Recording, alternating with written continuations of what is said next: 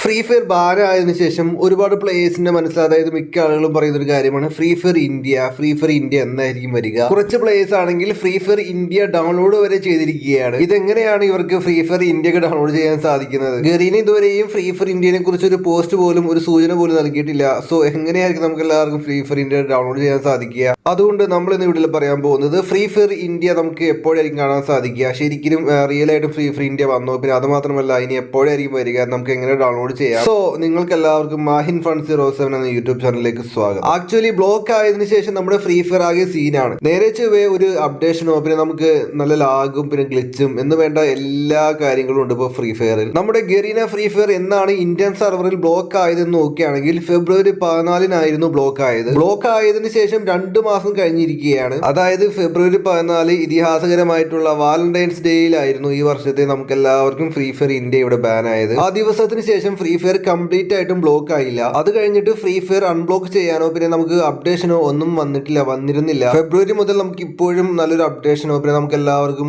Free ഫയറിന് നല്ലൊരു പോസ്റ്റോ ഇൻസ്റ്റഗ്രാമിലോ ഫേസ്ബുക്കിലോ പിന്നെ അത് മാത്രമല്ല ഒരു കാര്യങ്ങൾ നമുക്ക് ഇപ്പോൾ അറിയാൻ സാധിക്കുന്നില്ല. നമ്മുടെ ഗരീന ഫ്രീ ഫയറിനെ ഇത്രയും വലിയ മാസ് ഗെയിം ആക്കാൻ സഹായിച്ച ഇന്ത്യൻ സെർവറിൽ വന്ന ഇഷ്യൂ എന്താണെന്ന് ഫ്രീ ഫയർ നമ്മളെ അറിയിക്കണമായിരുന്നു. എന്താണ് പരിഹാരം, എന്നായിരിക്കും ഇഷ്യൂ സോൾവ് ആവുക, നമ്മൾ എന്തൊക്കെ ചെയ്യണം എന്നൊക്കെ പറഞ്ഞിട്ട് കാര്യങ്ങളൊക്കെ പറഞ്ഞിട്ട് ഫ്രീ ഫയർ ഒരു പോസ്റ്റ് ഇടണമായിരുന്നു. നമ്മുടെ Indian government free fire ban ആക്കിയത് അല്ലെങ്കിൽ ബ്ലോക്ക് ആക്കിയത് ഫെബ്രുവരി മാസത്തിലായിരുന്നു.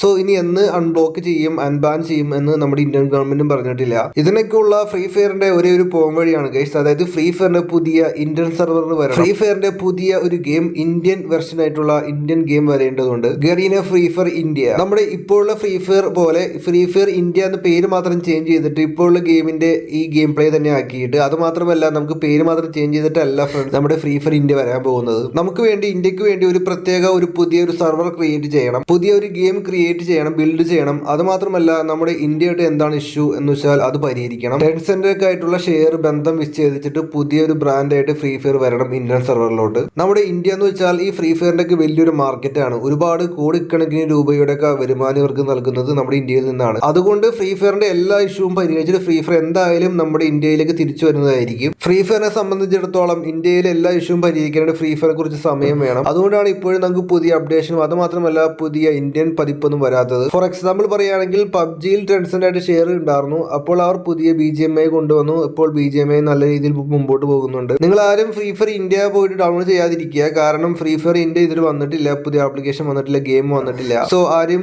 ചുമ്മാ പോയി ഡൗൺലോഡ് ചെയ്തിട്ട് നമ്മുടെ അക്കൗണ്ടൊക്കെ പോവാതിരിക്കും. ഫ്രീ ഫയർ ഇന്ത്യൻ വെർഷൻ വരുമ്പോൾ ഫ്രീ ഫയർ മാക്സ് വന്ന പോലെ പ്രീ രജിസ്ട്രേഷൻ ഓഫറൊക്കെ കാണാൻ സാധിക്കും നമുക്ക് എല്ലാവർക്കും പ്ലേ സ്റ്റോറിൽ. സോ അത് മാത്രമല്ല ഫ്രീ ഫയർ നമുക്ക് ഇന്ത്യൻ സെർവറിലൊക്കെ ഇന്ത്യൻ ഫ്രീ ഫയറിന്റെ ഒഫീഷ്യൽ വെബ്സൈറ്റിലൊക്കെ ഇതിനെക്കുറിച്ച് അറിയിക്കുന്നതായിരിക്കും. പബ്ജി പോയപ്പോൾ BGMIക്ക് വരാനായിട്ട് 1 വർഷം വേണ്ടി വന്നു പുതിയ ഇന്ത്യൻ പതിപ്പ് വരാനായിട്ട് പബ്ജിക്ക്. അതുപോലെ പുതിയൊരു ഗെയിം ക്രിയേറ്റ് ചെയ്യേണ്ടത് വലിയൊരു കാര്യമാണ് ഗൈസ്. നമുക്ക് കുറച്ച് ടൈം ഒക്കെ എടുത്തേക്കാം. അപ്പോൾ ഓക്കെ ഫ്രണ്ട്സ്, വീഡിയോ ഇഷ്ടപ്പെടാൻ സബ്സ്ക്രൈബ് ചെയ്യുക, ലൈക്ക് അടിക്കുക, ഷെയർ അടിക്കുക, മാക്സിമം സപ്പോർട്ടും തരിക.